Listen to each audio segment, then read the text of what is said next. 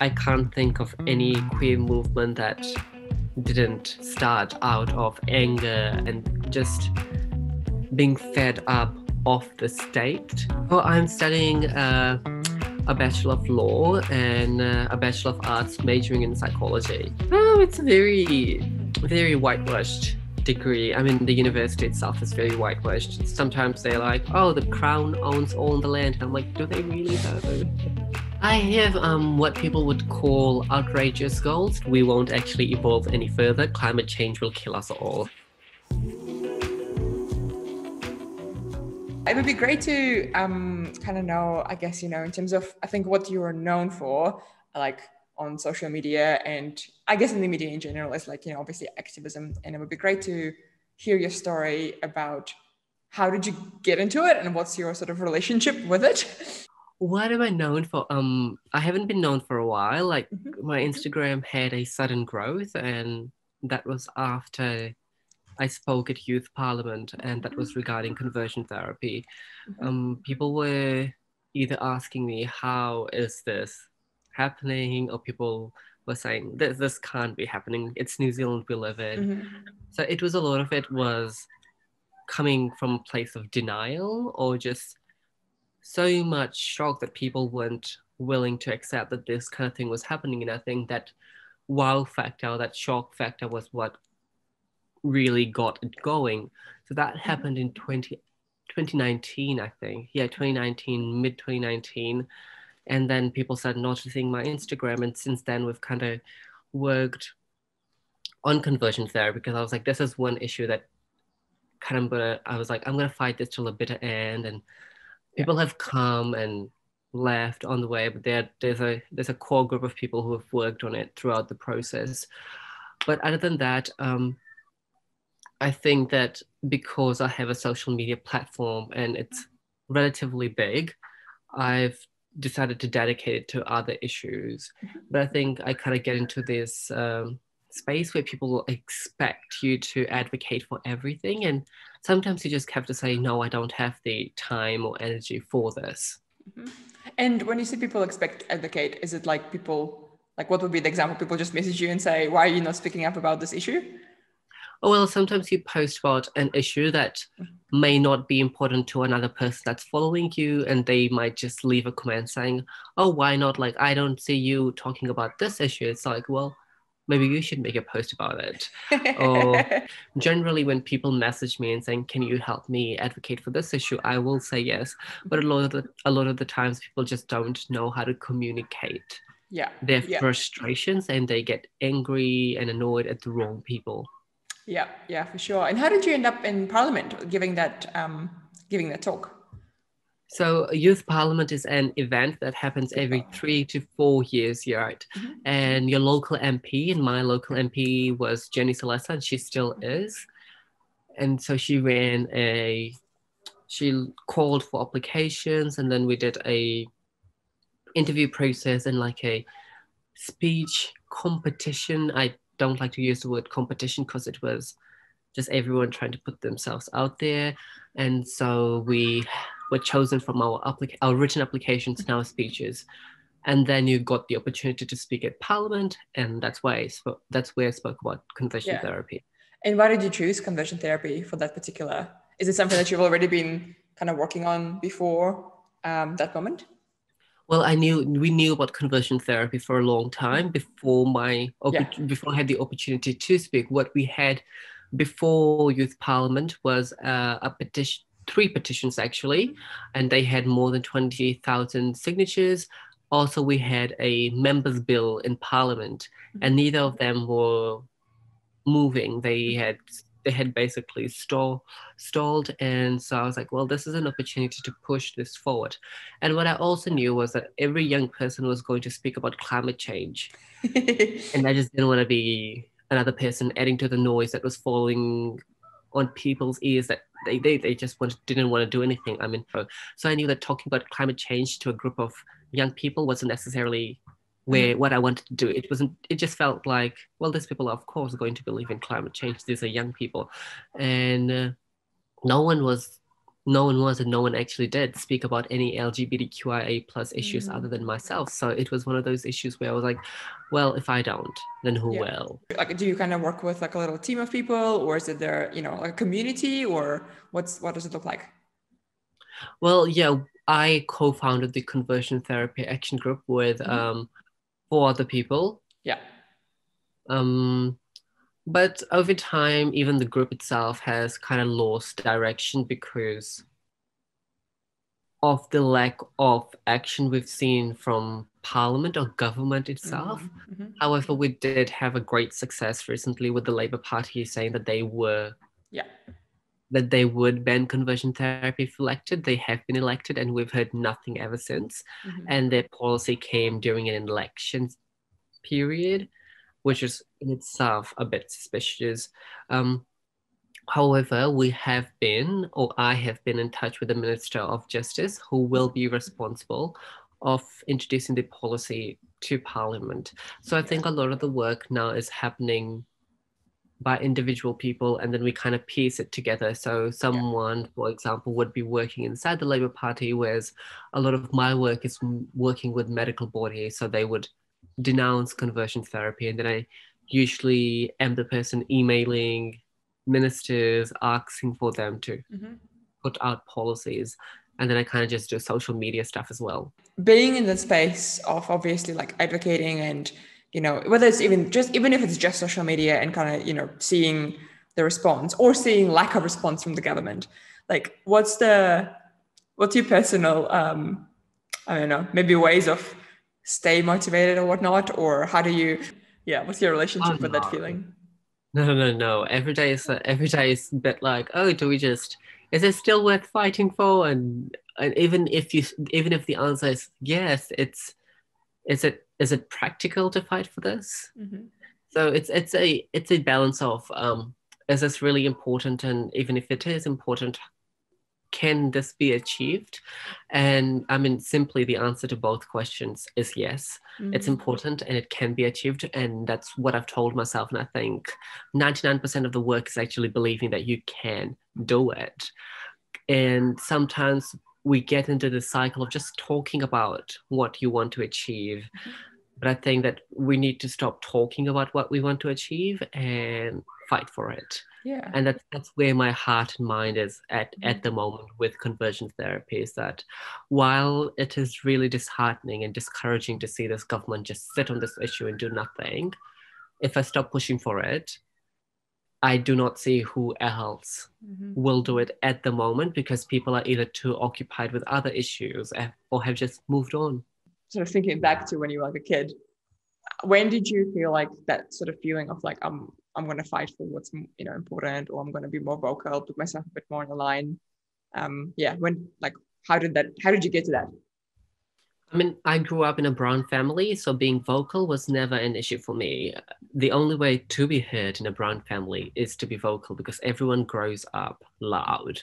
I grew up in a big family, a very loud family as well. So I always knew that I had to vouch for myself. But I think, always had the personality of someone who just never accepted things as they were. And that's probably because I grew up in Fiji, which is a largely conservative community. Nothing in the community was fit for purpose for me. So I always had to be like, no, this doesn't work. Although I wasn't voicing it like I am now, I always knew that a lot of the things that were happening in the community weren't the way that I would see things in an ideal world. And even Fiji is a largely sexist community, with men always holding the highest status in communities and even families. So there were those small things, well, not entirely small things, these large issues that had become just such normal parts of my life, and people around me just seemed to be okay with it. Yeah, and a lot of the times people can also think that, oh, maybe it's just a part of the culture and you shouldn't challenge it. And I'm just like, well, if the culture that I live in is contributing to someone's oppression, maybe we don't need that culture anymore. I'm from Kazakhstan, so it's, you know, like South Central Asian country, and we have so many problems. Like it's, you know, it's very patriarchal, misogynistic, corrupt, whole bunch of bullshit, right? And I guess being the minority amongst white Western cultures and kind of showing the need for diversity or the need for representation, the need for that, and then having a challenge of like, I, I don't think my culture is better. I think actually we have heaps of things that are wrong with my culture and we need to change. And yet I still think representation is important. I can see a lot of sort of Western thinking that, oh, well, you know, we're doing it better, so why do we need your representation with your corrupt sexist values? And it's a, yeah, I don't think it's as straightforward as what people make up it to be. But yeah. Yeah, I think a lot of people normally, especially the Pacific community, I have noticed, tend to forget that they are a colonized community. And a lot of things that they practice and preach, including Christianity, is not an indigenous way of being. I think Pacific people get so annoyed when they hear that actually Christianity was used to colonize them and it's not the way that indigenous people live, but it's the truth. And a lot of the things, for example, homophobia and sexism and transphobia is justified using the Bible. And so I just think that it's not indigenous communities. Indigenous communities don't need to modernize or westernize because the way that they are living their life right now is the Western way of life, the homophobic, the transphobic, the sexist way, because those concepts were introduced to indigenous communities through colonization, through British imperialism. What needs to happen with these communities is to decolonize and re-indigenize. And maybe a part of that is actually picking on things like Christianity and saying, well, these are the good parts and these are the bad parts, and we're not going to believe in them anymore. Do you have any sort of maybe near, you know, short term or long term sort of measurable goal or mission for yourself? I have what people would call outrageous goals because most of them are very difficult to achieve. So I'm thinking that maybe after we ban conversion therapy and maybe after I'm educated with a degree from a colonial university, I do want to return to Fiji to advocate for legalization of same-sex marriage. And I think there hasn't really been a strong movement or a lot of support from countries outside Fiji. So having people that have lived in Fiji but have also had experience or skills advocating for change will really help. So yeah, I think that Parliament is a very stereotypical place for people to head towards, and sometimes I can't see how that will work because ultimately the Parliament does make the law of the country, and especially in New Zealand, the Parliament is supreme. They make all the laws. So that could potentially be something that I do down the way. But then it also, I believe, can be very limiting because suddenly I'm having to censor myself. I'm having to pledge allegiance to the Queen and many of those things. Yeah.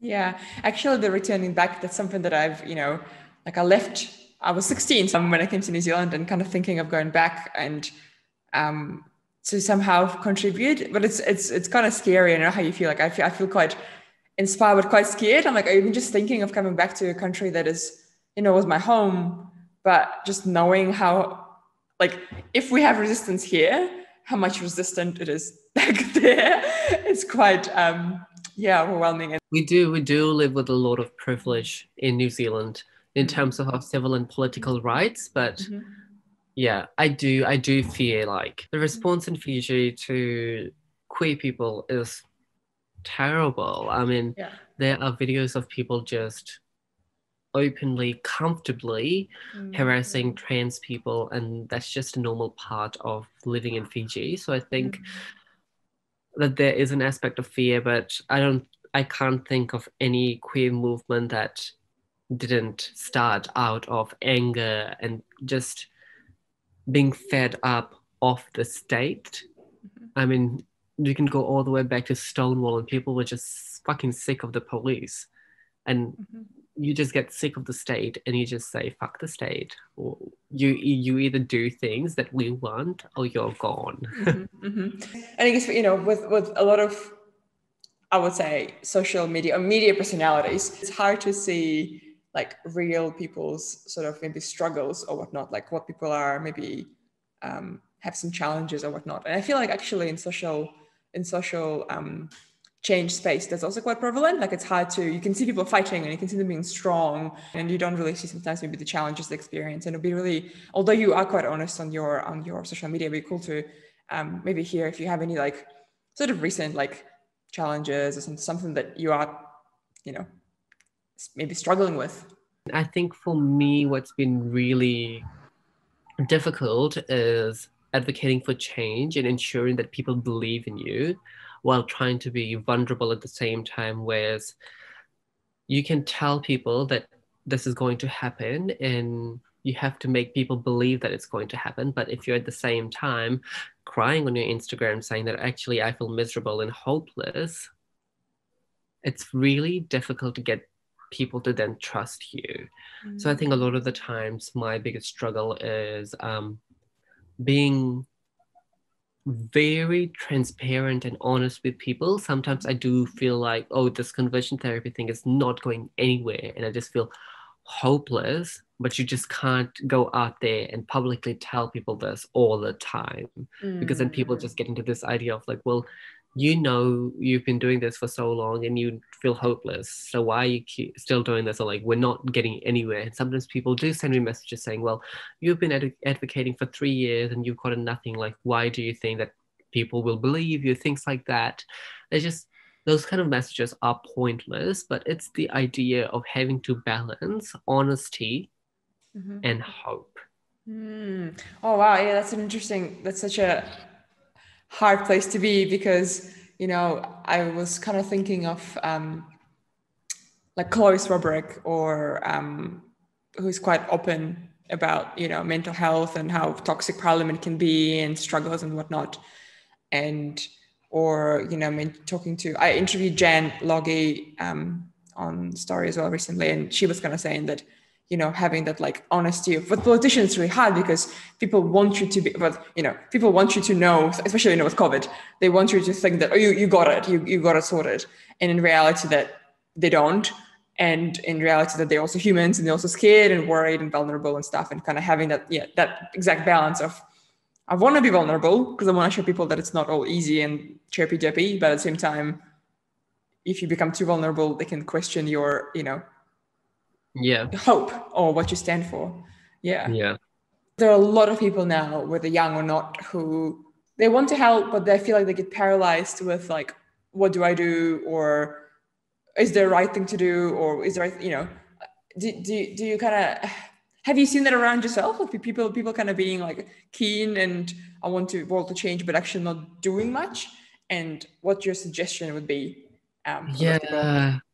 I mean, I do think that I am sometimes that person more so before I got involved.